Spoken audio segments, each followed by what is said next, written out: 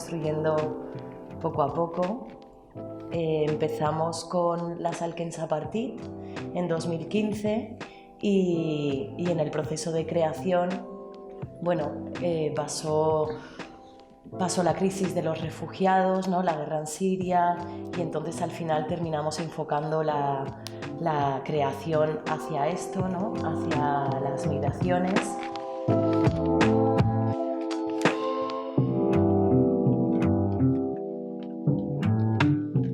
Quan vam començar amb esta peça, no? Amb la tercera, no sabíem... La nostra intenció era com treballar sobre les coses positives de la migració i no tant des del patiment i des del viatge i tot això. Però quan ens vam posar a investigar i també per les coses que ens han passat, no? A nosaltres, ens vam centrar molt en la burocràcia.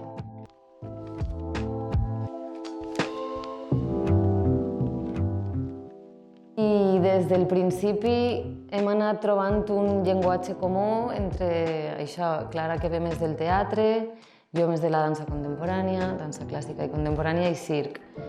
I jo crec que ha sigut any darrere any que hem trobat com aquest llenguatge de combinar totes aquestes disciplines.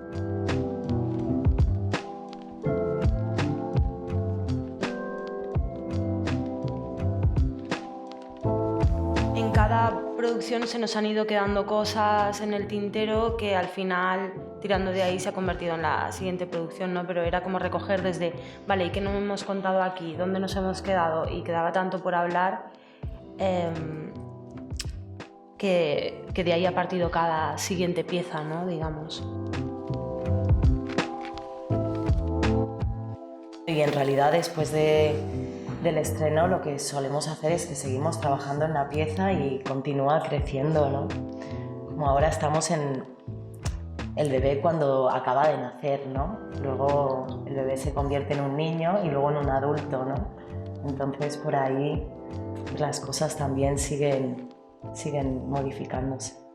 Jo crec que teníem molta pressió de que fora el final de la trilogia, no? Que és com, vale, tanques una peça però tanques 3 peces. Y que la acollida haya sido buena, ha sido como, vale, Sí. a partir de ahí seguir, pero bien.